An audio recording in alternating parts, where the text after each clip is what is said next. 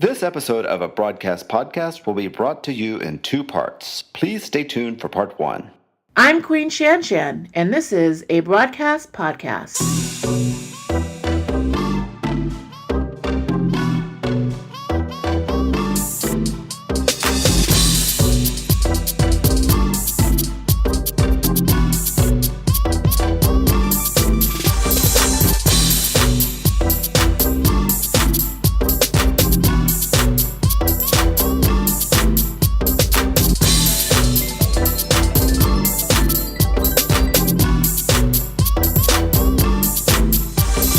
Broads, hey girl, hey!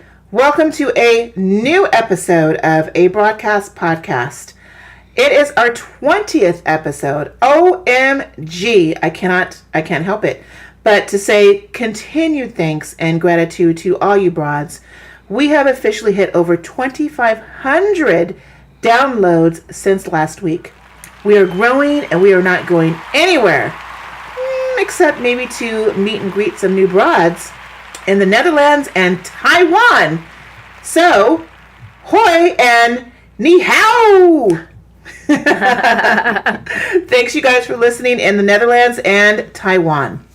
We also want to mention, it's really funny, I did a ad campaign, and just a quick little side note and reflection, we have a lot of men between the ages of 30 and 50 listening to this podcast. So you broads, you men out there, thank you so much for your support. The real broads better step it up. Honey, the real broads better step it up. We're all broads, though. We're all broads in this world. All broads, honey. Men, women, non-binary, transgender, everybody. We're all broads. We welcome everybody. So I want to say I'm so thankful for your support and your continued broad listening. Tonight is like no other night. Oh my goodness. Edward, are you in pins and needles right now? I'm in awe right now. Actually, we're staring at her right now. I feel like she could be Madonna's rival. Oh my god. You know? I mean, she walked in, it was just like, there she was. Stunning. No makeup! And she looks amazing. Yeah, I'll be there with no makeup. How dare she come into my apartment looking this amazing with no makeup on? Okay, I am never leaving. We are sitting across the table. I'm so honored and so grateful to have Andrea Bernholtz is a celebrity fashion designer and founder and president of some prestigious fashion companies that you have definitely heard of, like Rocket Republic, Titan Industries. Andrea has now started a new and exciting company called Swiminista. Did I say it right? You did. Yay! Swiminista for the Fashionista. Woo! We're going to talk about what it's all about, the brand, who's the customer, and what we have to look forward to this summer.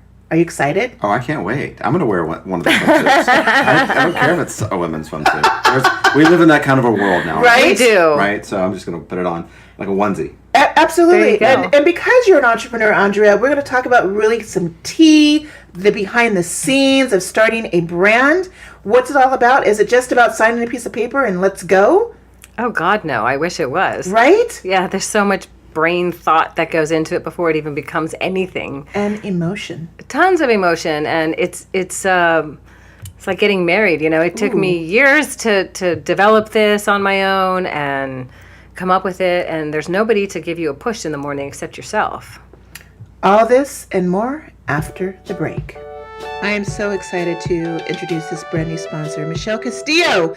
She's a friend of mine, but she's also an estate planning attorney, and her practice focuses on helping families for the future. Her areas of practice is estate planning, trusts, wills, healthcare directives, power of attorneys, guardianship nominations, trust administration, probate, and asset protection. She has over 15 years experience in the real estate, mortgage, and insurance industry, and she's a good friend of mine. Contact Michel Castillo today. She's also bilingual in English and Spanish. Her phone number is 818-384-2686. Once again, 818-384-2686. And her website is michelcastillolaw.com. Tell her Queen ShanShan sent ya. Hun tea! So it's April, as you guys know, and it's my birthday month, and I definitely want to thank all you broads for making me feel special on my birthday. We had a birthday episode recently, and it was really impressive to you guys. It resonated with a lot of you. Sometimes, you know, I was very vulnerable on this episode. Sometimes I feel alone in the world, and I feel like I'm the only one who is insecure and doubting myself. But apparently, it's a common feeling most of us have. It doesn't matter if you're young, old, skinny, fat, rich, or poor. What is the one thing we want? Acknowledgement, inclusion, and acceptance. We all strive for this in life. Self-worth is a priceless gem, and it comes within. It's something that I have to personally work on myself every day. It's a struggle. So thank you for letting me be vulnerable and expose myself in front of you. Naked is the word of the month. I was naked in front of all of you guys. I had a lovely birthday celebration this weekend with some close friends. Some of them I knew since childhood, like Lynette and Kim. My two best friends since I've known since I was 6 years old. Of course, Heather, Corey, Cece, Paula were there. Thank you. Liz, Stacy, and other friends were there. We saw Big Bad Voodoo Daddy perform at the new Canyon Club in Montclair. That was fantastic. I had some close friends in LA come over for dinner last week, and I made them soul food, and it immediately turned out to be a wig party. They crashed into my bedroom and just stole all my wigs. Bitches stole my looks that night, and it was so much fun. I visited my parents, bought them some new furniture for the house, the outside patio and living room, because my parents needed to be in the 2019s, not the 1979s. We got some new furniture for them. I posted this on Instagram and the Facebook fan page. So if you guys are obviously listening to us and following the A-Broad podcast, Instagram and Facebook fan page, look for those pictures. You can check them out. I saw the fantastic theater production of Fiddler on the Roof at the Hollywood Pantages with my friend Stacy, and oh my God, that production, a phenomenal production. You guys got to see it. So the birthday was full, and I want to say thank you so much. Edward, it was your birthday too. It was my birthday. Kings are born in April. Kings are born in April. And yes. What did you do to celebrate? I worked, I went to work and, put on my pants, big boy pants, and was like, I got to go to work. But I went to work. I worked till like 3 o'clock or so. Then Danny and I, my partner, went to get our toes done. Nice. Just walked right down the street, because that's a nice little treat on your birthday. Of course. You got to do one little thing for yourself. Self-care is amazing. Absolutely. Mine needed to be put in check real quick. You had some talons ground? I looked like I should be hanging upside down in the bat cave. You had some like in the claws. Lost Boys, those claws, So I got them chiseled off and got real pretty, and then we went to Nobu in Malibu for dinner. Nice. So yeah, it was really a good evening. I love it. Really That's great a great evening. restaurant. So, yeah, beautiful. Got to see somebody vomiting in the parking lot. Oh, that's a special treat. Yeah. Wow. Yeah, Bonus. it's an extra bonus to my birthday. So. On a Monday night. On a Monday night. Oh, but we went to Vegas over the weekend too. We went to. Really? Yeah, I forgot about that. That was the big Where did bonus. you stay? We stayed at the Venetian. Great. Great hotel. Nice. It was like every time I go to Vegas now, I get like a chest infection. I think it's all the What? smoking that happens. Yeah. And it's just in the vents. Yeah. And so anyway, But they also I've got a little pump out that perfume in the Venetian and the Palazzo. that like say Super spend your perfumey. money, Yeah. spend your money. Very hypnotic. Yeah. Yeah. So, anyway. Well, that was happy my weekend. birthday. Thank I'm you. glad Happy you had a good birthday to time. you. Thank you. And I can't wait for you to support something that that I. Oh my God! What Edward is talking about is he bought me a brand new Tom Ford lipstick. It is amazing. The color, it's so funny. You're so funny. The brand isn't called Fucking Fabulous. Oh, it's not. The color is called Fucking Fabulous. Oh, the color is fucking fabulous. Literally, I thought the guy was saying like, no, you have to have the fucking fabulous. It's fucking fabulous, and it's the name of Isn't it's that gorgeous? fucking fabulous. Unbelievable. And It's so, gorgeous. It's this fiery hooker red lipstick. Hooker red. It's hooker prostitute. Color is Yeah. so intense. Perfect for me. Yeah. It is the perfect red right here. Isn't it awesome? Yeah, and Oh it my was like, God. yeah. Can you It is imagine me fucking wearing fabulous. that tomorrow morning at 9 o'clock for my meeting? Are you gonna do it? Oh my I'm going God, to sell I am some cooking- insurance at 9 o'clock wearing hooker red lipstick. And you're gonna do your pop on your lips. You're like, You have to. I'm fucking fabulous. Sorry, we're cursing on the show, but that's actually the name of the film. That's Yes. the name of the lipstick from Tom Ford with the TF. This lipstick is amazing. Thank you, Edward, for my gift. You're welcome, and thank you for my flowers. She sent me flowers to my work yesterday. Oh, shout out to Sunny Alexander. Who? Sunny Alexander was the florist. The florist, yeah. Shout out Sunny Beautiful Alexander. flowers. We need Thank we need a sponsor. Ooh, I should totally tell him Yeah. that. Hi, Sunny Alexander. Get your flowers from Sunny Alexander. It's at my work, and everybody's loving it. Flowers are fabulous. And I have to say, though, it is good to get a flower sponsor because it's always hard to find a good local florist. Oh my God, that's 100%. 100%. I'm always scrambling, like, who do I... Me too. Yeah, and then you don't really know what you're going to get. I don't want to say the names if we know the famous ones that are online, but sometimes they don't have the best arrangements or the best quality. Yeah. But Sunny Alexander, they are great in Los Angeles. They're wonderful. Well, I also like to Who do you use? People real... I sometimes use empty vase. Yeah, it's just like... They're very expensive, and they're not always what I want. That's true. Yeah. But I like to buy and shop at the mom and pops. I like to support. Oh, that's a good idea. Support Local. the hood. We definitely want to support the hood. local. Yeah. So I'm glad you got those flowers. Happy Love birthday. them. Thank you so much. And thank you for being my friend. You're welcome. And thank you, my Andrea, honor. for being here too. Thank you. Well, I mean, my God, you promised wine, so hello. We're here. Let's get it started. All right, let's go. Advanced Business Solutions is a family-owned business located in Inglewood, California. Let me tell you something. They come with over 20 years collectively of professional experience for tax preparation, payroll services, translations, business filings, mobile notary, and accounting services. They have been keeping me on the straight and narrow for over 12 years. I trust Jessica and Marian Asnaya with my money, and so should you. Contact them today at 310-915-9800 or email them at abtaxsolutions@yahoo.com. They can be found on Facebook at Advanced Business Solutions. Tell them Queen ShanShan sent you. Hunty!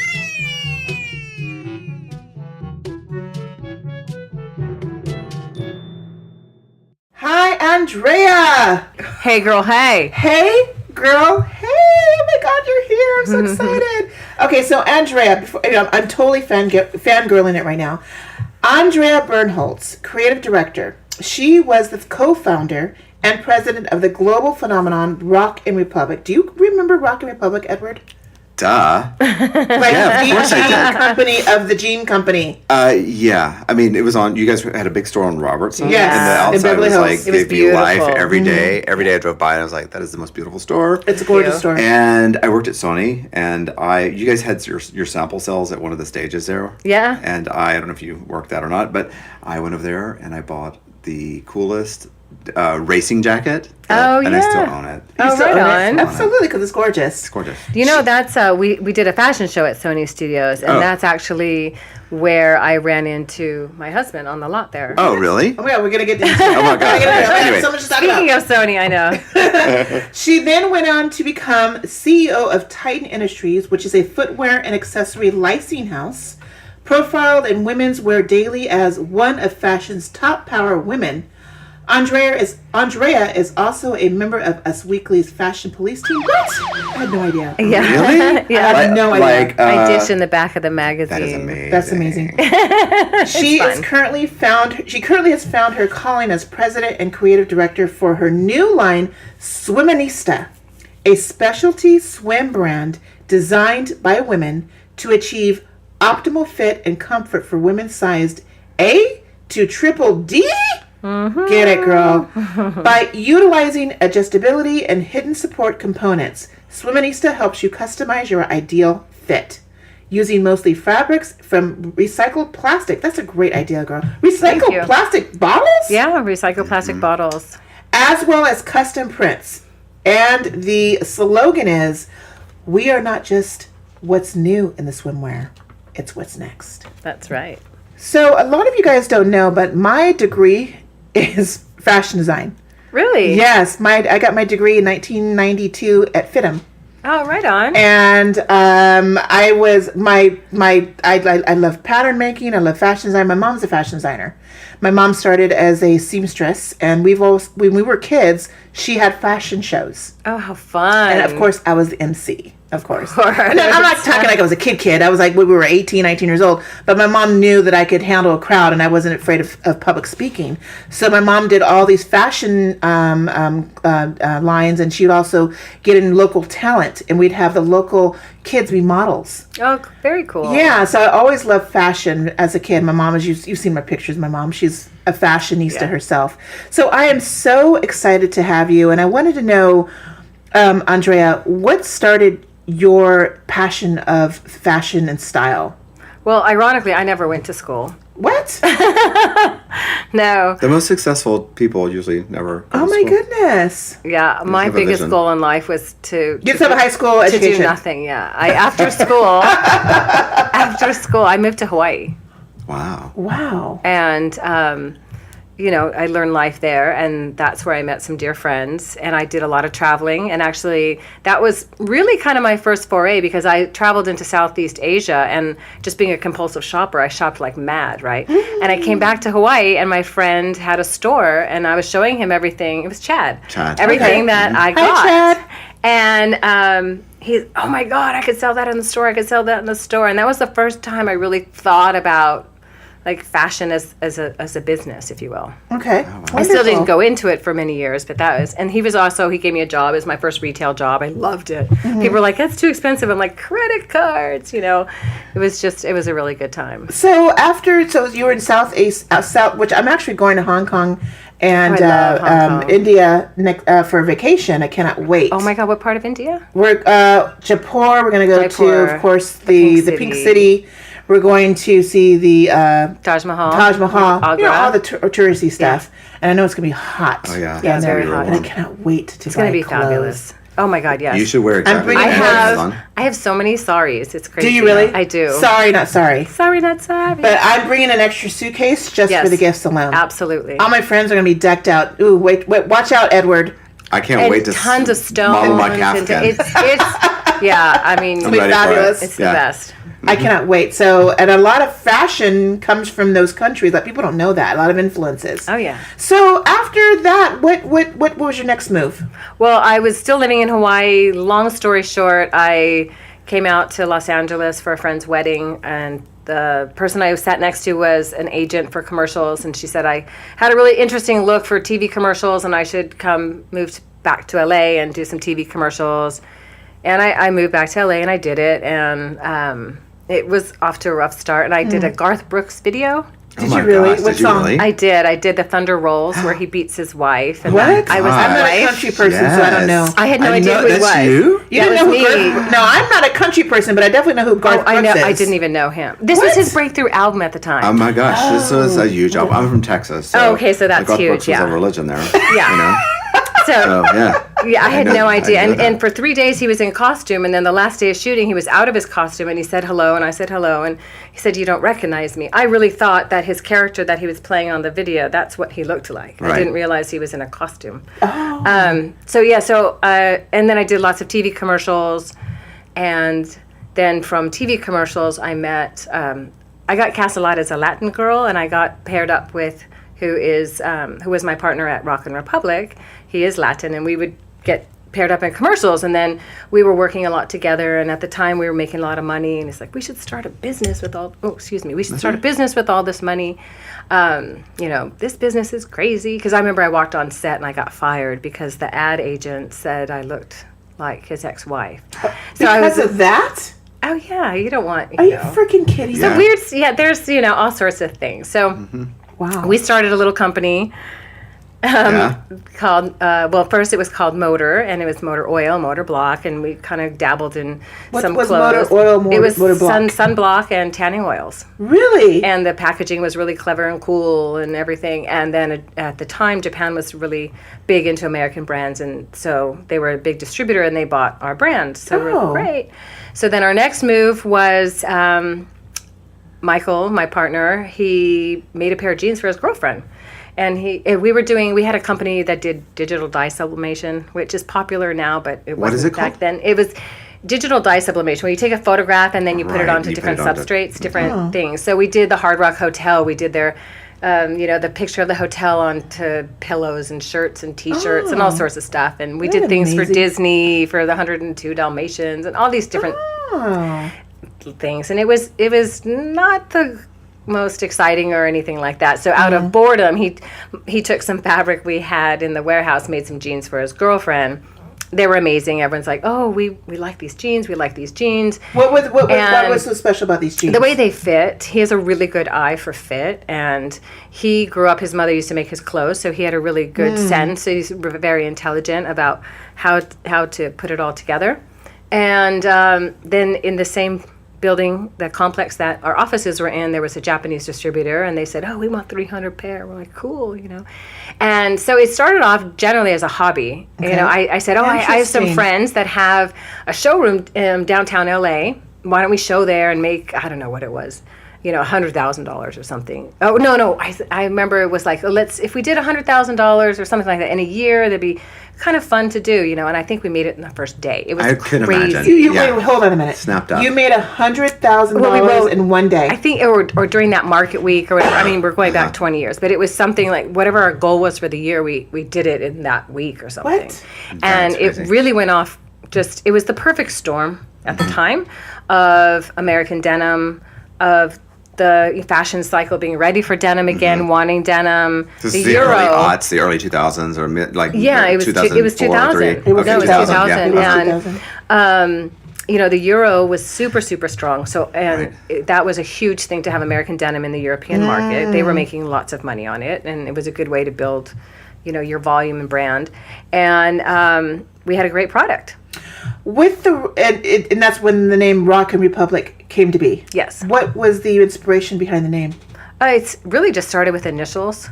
R&R? R&R. And then Michael was like, rock, he was really into rock. He's like, rock and, I'm going to make rock and stuff for people. And I was like, well, people are Republic. So he's like, yeah, rock and Republic, good alliteration. So it's really that's kind of how it came to be. And we worked 24/7. I'm sure. Like, out of control. I'm sure. I mean, I cut labels. I would take rivets and unbend the broken ones on the floor to make order. Like you're physically doing this. Physically doing this, yeah. And what, was your warehouse in downtown LA? No, at the time it was in Van Nuys. Okay. And I literally, this was back before the computers for UPS, and I hand wrote in those UPS books.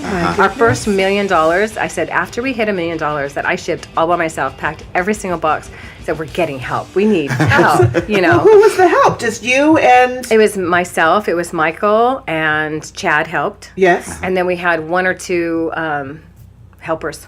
We had a sewer, and then we had Sonia. And you paid them under the table or what? Yeah, we did. I remember going into Neiman Marcus in 2002 or 3 and seeing the Rock and Republic, jeans. Wow. And it was just like, wow. Yeah, they fit amazing. And I remember I didn't really wear denim. I'm shorter. I don't have, in my head the right body to look good in jeans. And I remember when he made the first pair and he said, well, just try them on. And I tried them on. I was like, oh my God, I actually like these. I think we're onto something. And that's a funny thing. The design, the jean design for women has been actually in museums. That it's the hardest concept to get for most designers. But from Jordache to Gloria Vanderbilt to Levi Strauss to huge denim companies has always had a challenge to fit a woman's body for jeans. Men easy because men are square. Men have the square. They don't have hips. They don't have a butt. It's not so much about fit for them. Yeah, they just need something to work with. They need something to go to the store. They wear their cowboy boots, whatever. Comfortability. Comfort, but for women, it's more about the look and it's the shape. The shape. Yeah. If we want to have a nice booty in those pants, a nice apple bottom, we got the fine jeans that fit us. We're gonna buy 10 pairs of those dang jeans. And you know what else was something that was always overlooked? That it was when my partner brought it up to my attention, it's the front, the whiskering. When you looked like you could, a man could wear them too. You don't. It never fit correctly in the front. What do you call it? Whiskering? Whiskering, like a kitty cat. Like on the pocket sometimes area? it has too much whiskering, so it's like there's too much fabric in the front. It puckers. It's not right. So he really honed in on the fit on that, without a doubt. Does he have an engineering background, or because it's a no? very But he engineering did study architecture. Okay, there you go. Really? Yeah. But I remember taking the brand to Europe right away. And I remember it was a huge denim house. I wish I could remember the name now. It would make the story so much better. But I remember I met them and they introduced me and they said, this is Andrea, president of Rock Republic. And the introduction, he said to me, he looked at me and he goes, "Fuck you." Really? Wow. And then he was laughing, and I said, "Okay." And he's like, "How you get the butt to move?" He's like, "I've been doing this for 20 years. I can't get that fit." I'm going to ask you something that's really funny. Like Heather and my friend Ellen, we always call it, every woman calls it, camel toe. Yeah. How do you get rid of the camel toe in jeans? And then for men, it's called buck knuckle. Oh my God. Buck knuckle and camel toe is an issue with jeans. Yeah. Was that an issue in trying to construct your jean? Yeah. I mean, thank God, my partner loved women and spent a lot of time studying all that. I'm sure. So he lots of models in the warehouse, huh? In the studio room. Yeah. Interesting. Mm-hmm. And so, let's go fast forward. You are taking pictures. You have become a fashion phenom in the world of jeans, and it's skyrocketing. How is it like to have that type of success in such a short amount of time, Andrea? It was really weird, and to be treated a certain way for really just making jeans. And right. We made shoes. We made all these other products as well. We didn't license anything out. We spent a lot of time. We did cosmetics. You did cosmetics? Yeah, we did cosmetics. You had a makeup line? Yeah, one of my favorite colors was called Spank Me.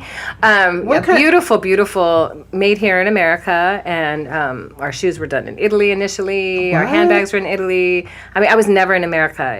It got so bad that I told Michael, I said, I need to come home, so he got me a dog to travel with. Where you were staying a lot of time in Italy at this time? In Italy, in Paris. You were complaining about staying in Paris and I know, Italy? well, the thing is, when you're by yourself and you're 3 months, and, you can, there's only so much, so many times. You miss out on a lot of things, too. And, yes, you can go to these amazing parties and this and that, but then you go back to your hotel room. By yourself. Yeah. That's so... So, after a while...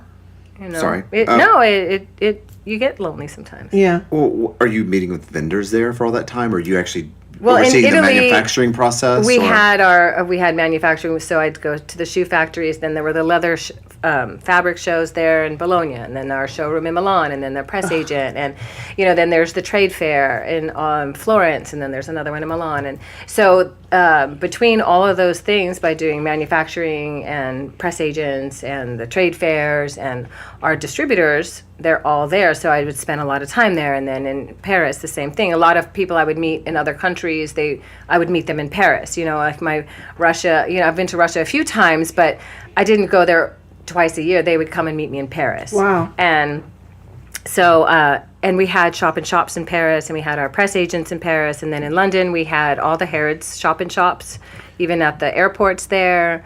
And we had a big distributor. Was in Harrods? Yeah, we did massive amounts of business in Harrods, and actually, that's where huge brand. I believe Victoria Beckham found Rock Republic and wanted to meet us. Let's talk about that. Yeah. Let's talk about the celeb status. How did you meet Victoria Beckham, who was Posh Spice, who's married to David Beckham? How did you meet her? Well, she wanted to meet us. And after seeing the brand in Harrods, and she was interested in learning about it, and so she wanted to do a collaboration. She wanted to get her feet into the fashion industry, so she came to America, and we hit it off really well, and she was really interested in how denim was made and everything, and so we did a collaboration that was supposed to be just for a season, and she kept wanting to do more and more and more, and I think we did it for a few years. Wow. She was pregnant, and she... That was her first kid? No, her third kid at that time. Okay. And so then, and they moved to Spain, so I was going to Spain quite a bit. Nice. Well, I was also going to Spain for the trade fairs, but then I was going to Madrid. We also had distribution and press offices in Madrid, and so she was there, so then I would spend a lot of time with her there and in London, and... Through her, I met some really great people, too. Of course. A lot of celebrities, a lot of people of influence. The funniest story, though, if you want to talk more about Yeah. Victoria, we can. But, Right, I would love to. the success of that, because at the time there weren't a lot of celebrity brands that were really relevant. You know, there was the Jacqueline Smith collection at Sears. Right. You know, but Oh my besides goodness. that, really, Right. there wasn't anything that was You're cool. Asian. It's just like Edward does all the time. Jacqueline Smith. I remember getting Jacqueline Smith's pillows and towels, and I thought I was the shit. Oh my God. Is she okay? I used Well, to that was a work- reference from Zoolander. Remember? Oh yeah, of course. right. Yeah. Speaking of her, though, I used to work for Ralph Lauren on Rodeo Drive, and she would come in a lot. And this is like 10, 15 years ago. Longer than that, right? No. Well, it's I about was with 15 her years. one of those times. Oh, were you really? Yeah. What? Gorgeous woman. Gorgeous in person. You're a friend of hers. Yes, we So- spent a lot of time Come on, together. Charlie's and just a Angels. lovely Come on, Charlie's Angels. a Texan. You know, she's from Texas, and so I just love her. Anyway, that's really off topic, but so I thought she was just so warm and nice and kind, a kind woman. Kind. Yeah. We like kind. You know what? When you were going through all the gigs on this, within this 100,000, whatever you said in a few days, whatever, which is phenomenal. When you're going and filling out orders and invoices and meeting all these big wigs in the industry, did you feel that you were dreaming? No, there were a few moments of pinch me moments for sure. Okay. There were definitely pinch me moments. But when you're in it, you're trying to meet your deadlines. You're trying to get everything done. You're trying to grow. You're trying to expand categories. So you don't really get to sit back and bask in it. There's like a minute, after a big Right. fashion show, there's the night after, and then it's back to the grind again. So the moments of reflection are so far and few between. Going back to saying you didn't have a college education when you started this, you came from, you used to have your high school degree, correct? Can you tell the people today that kids today who are going to we're in graduation season now. Right. The kids are going to be graduating high school, and just like with any other parents always encourage their kids to go to college. What can you tell the new generation? This is now we're after millennials. This is the new generation, Right. which is called what was it Gen called? X. Was it Gen X? Y, I'm saying. Gen Y. No, yeah. No, Z. Gen Z. Gen Z. I It's think we Z talked now. about The this. Gen Z's generation. Because Y became millennials, and Yes. now they're Z. And we're getting into the political season now, 2020. And, we got the Bernie Sanders saying free education for all. And also Elizabeth Warren is proposing free education for all. Let's just say we do have free education. Do you feel that because of you went through the experience of a lifetime, do you feel that college education is needed? Well, I have my own views on the politics behind education, but that I'm not going to get into. But there's a certain place for the education. Whenever I met anyone or interviewed anyone and we talked about education, I looked at it, not that they were any more educated, it's just that they had the wherewithal to endure 4 more years of school. Right. Really, and that they were Right. probably in a really bad financial situation because they probably had student loans as well. Of course. But besides that, I found that, there is that good old boys club or girls club, whatever you want to call it, of the sororities, or I went to this school and all this, that sometimes can open up doors for you for getting jobs. It's true. Yes. Okay.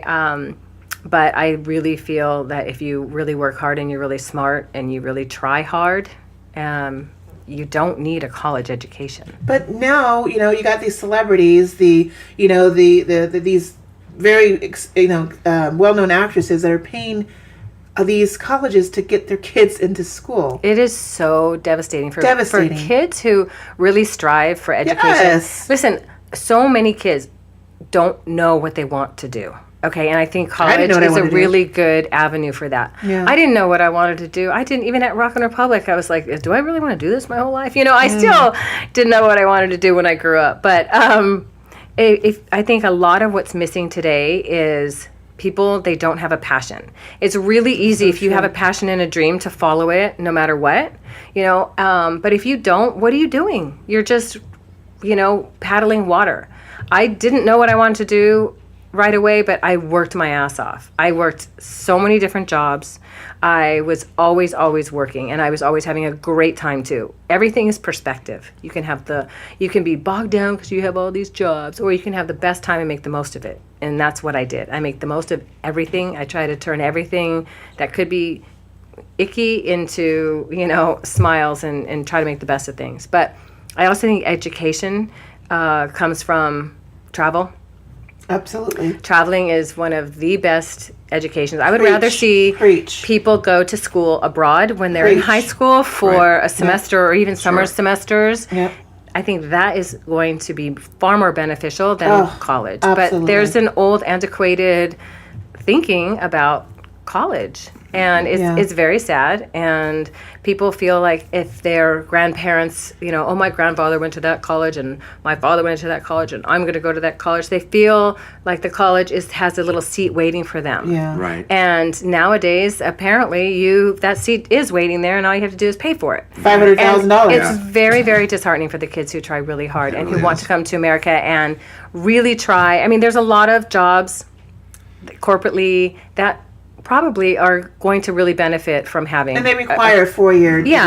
That kind of education. I took a different path and it worked out. But there's a million people, just like an actor or an athlete or this, the chances aren't super great. Right. You're not but also if I went to college, it wouldn't have changed anything. Anytime we made a mistake and it cost money when we were first starting our business, we looked at it like, hey, this is our education. Exactly. And that's how I had to look at it life. and just keep going on. You can't cry over spilt milk. You just gotta. I mean, I had knots in my stomach for probably 5 years, but you just from stress. It was hard. What was the true date of the inception of Rock Republic to the fall of Rock Republic? Well, I wouldn't necessarily call it the fall. We sold it. You sold it. We sold it for over $100 million. Why did you sell the company? For how much? Over $100 million. Oh my God! You sold Rock Republic for over 100 easily. Why? Why did you sell it? It was getting the last few years became harder and harder. My business partner kept wanting to build all these extensions off of the brand, getting away from the brand with what everyone wanted. There was a lot of behind the scenes turmoil. And the last year, when we decided we were going to take a partner or make some changes, and then I got pregnant, and I was hiding my pregnancy, thinking, well, if we do take a partner, why would you wouldn't want to hire someone who is pregnant, which is terrible to even think like that. But you're the owner of the freaking company. I know, but if we were going to take on a partner, or if we were going to, go and expand, do they really want someone who's going to have a baby right now? So, as we went through it and as the suitors, if you will, came, it just became easier to license it and get out. And I literally threw away my Rolodex.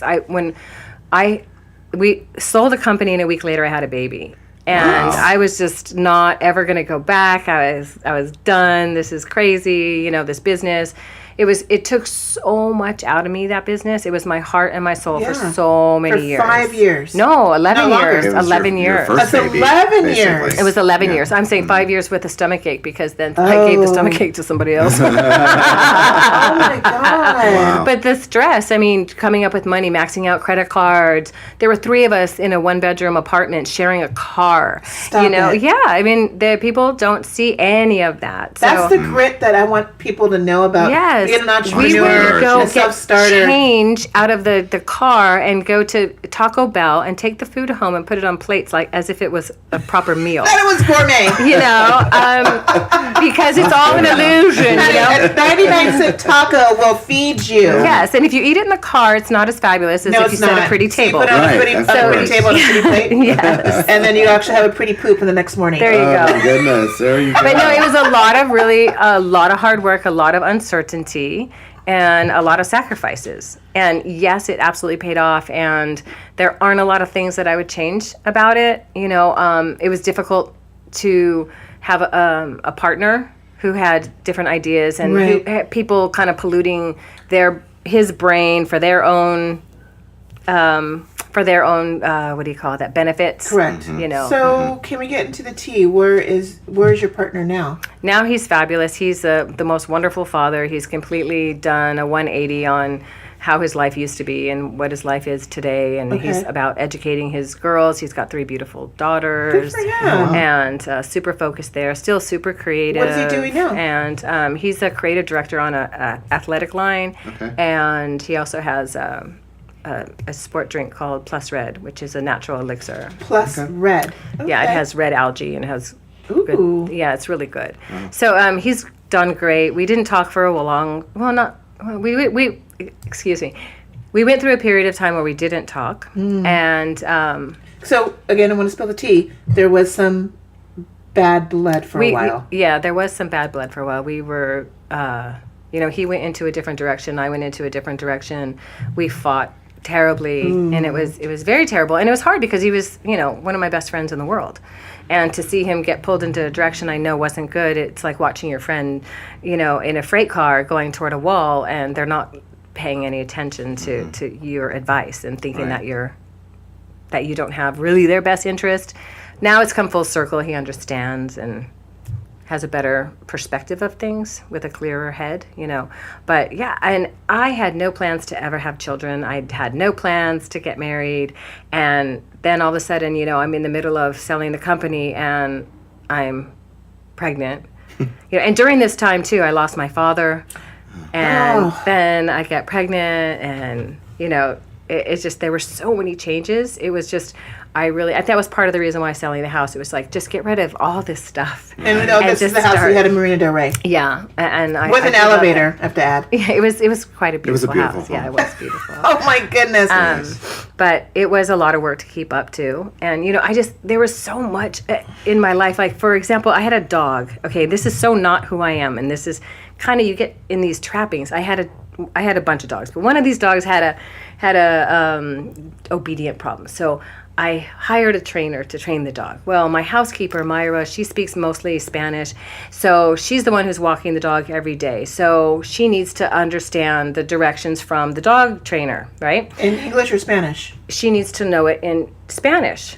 Well, I have a boxing coach who speaks Spanish. So in my house, I have my boxing coach translating to my housekeeper for my dog trainer. And I looked at this and I said, this is gross, you guys. This is friggin' gross. This is not me. Like, I just wanted a nice dog, Right. It just, your life starts getting these weird things happening, and then you become that weird lady who, Right. And just little things like that. I mean, I was the best thing about being successful was that I was able to do great things for my family and my friends. Yeah. If my motto was, it's no fun if you can't share it. And every moment that we could share it and have a party or have all of our friends, it was the best. Exactly. I mean, my father loved the Indy 500. Michael got a race team at the Indy 500. We were up in the pagoda. We had, we had Rock and Republic race team at Indy 500. We took private jets to the Indy 500 for my family, and my whole family was there. And like, those are the moments to me that made it all worthwhile. Right. The other stuff, like the celebrity and the hanging out with this one and that the parties, one, the events, and that suit. Loved it. It was great. Steven Tyler and this and that, It's all really cool and really fun. But it's the moments that mean the most is when, my nephew, I got to get him a box seat at his favorite sports arena, and the whole family got to be there. Those are the things. And that's what things about. We were talking about my birthday episode. How I do well, but I don't spend a lot of money on myself. Yeah, I get my makeup, I get my wigs, whatever, and I go on my trips. But I spent a lot of money on furniture that I will never really enjoy because I got it from my parents. Yeah. I spend money to make sure my parents are taken care of. I spend money on my friends, my family. And because I've always wanted to do that when I was a kid. That is the best. That is the best feeling. It's the reward. I live in humble means and I'm fine, and I do what I want to do because I have that extra 2 cents in my bank account to do that. But when I can help my family and my friends, it makes it so much better. Much better, yeah. It does. And you took the time to have box seats for your nephew, and he probably will see. Does he still talk about it? Of course. Of course he does. And we were all there, of course he does. and the whole family flew in, and just those types of things were really reward. great. And being able, watching a sad commercial on TV for dogs, and then being able to donate money and oh my God, and doing dialing in all the time. Exactly, being able to help other people and give people opportunities for jobs. It means so much to me when people come up to me and say, "God, working for you too was the hardest thing that I ever had to do, and I hated you guys, and it was horrible, but I thank you now for it because it puts everything in perspective, and I understand things, and I learned so much, and because it was really, really tough." It was tough. We're going to talk about some other challenges that you have after the break. chicken orzo soup, burrata caprese, meatball ricotta toast, calamari. No, these aren't wigs I'm talking about. These are brand new dishes at Ma's Italian Kitchen, located at 267 North Pass Avenue in Burbank, California. The phone number is at Ma's Italian Kitchen is 818-567-2288. They provide private dining and they also cater private parties. Michelle created an amazing menu and I want you to tell him Queen ShanShan sent ya. Hunty!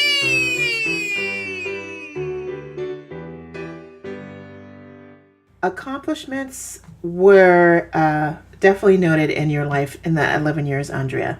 A lot of people can't speak on that, so congratulations on that. Thank you. So after the selling of Rocket Republic, what was your next move? What did you do? You had a baby. Your name, and she's a beautiful daughter. What's her daughter's name? What's your daughter's name? Barrett. Barrett. Why the name Barrett?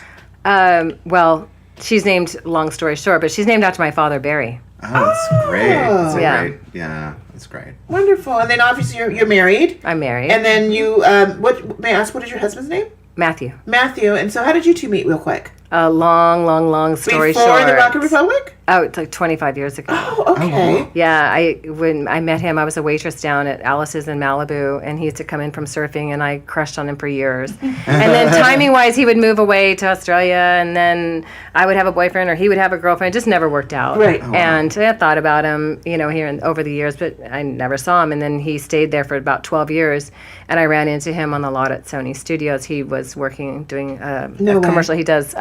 he's a prop master. Oh, wow. And he was doing a commercial, and I was looking for space for a fashion show, and we ran into each other. And I was in another relationship, so he's respected that and just said, "Hey, listen, See you next lifetime, like Erykah Badu always Yes, says. I really, I was thinking, gosh, why do I have feelings for this guy? I shouldn't, I'm here, I have this. And he would call me every year on my birthday. That's so great. And then one year, it was the right time. It was the right time. Yeah. It lined up. That's amazing. I got a guy who It's a great calls me story. every year on my birthday, Well, but hey. I'm not really attracted to him. Right? Oh, you're not? No, I'm Well, not. Maybe it's just He's not really like that. sweet, but I'm like, he's Anyways, but that's You never interesting. know. You never know. You never know. But that was really sweet. So you two have been married for 20 years? No. I knew him back 20 something years ago. No, actually, when we had talked about getting married, and I said, "We're cool. We don't need to get married. I love you. Oh. I'm not a girl who You were needs to doing get the married." Goldie Hawn and Golden Kurt Russell. Yeah, love is more to me than Okay, other we don't things. need to paper. And then he said, "Well, what if we have a kid?" And I said, "I can't have children." And if that's your game plan, I can't.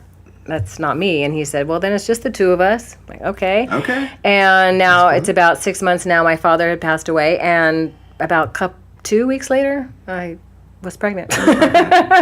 And was that just a shocker to Oh you? my God. It was so funny because Chad knew I never had plans for a baby. And we were at the big golf villas, the big suites up in Vegas.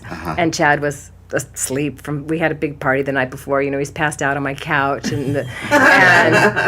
And Brittany, my assistant, who's been there through everything with me, she got me the pregnancy test. And because somebody said, "What, are you pregnant?" And it just something weird happened in my brain. Is in Vegas. This is in Vegas. You had a pregnancy test in Vegas. Yes, Yikes. and I took the test, and I was pregnant. And at that moment, though, I knew my father sent a little star wish down. I just had that feeling the minute it happened. Right. And then I thought, "Oh my God, many other oh my pregnancies God, have oh my happened in Vegas? God!" Meant to be. And so then I tell Right. Chad, and what does he say? He says, "I'll raise it."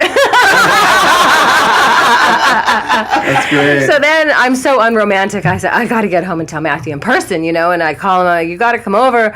I got to tell you something that happened in Vegas." Uh-oh. And he in retrospect, that was probably the worst thing you could ever tell somebody when they come home from Vegas, Of course. right? What did you do in Vegas, Yeah. babe?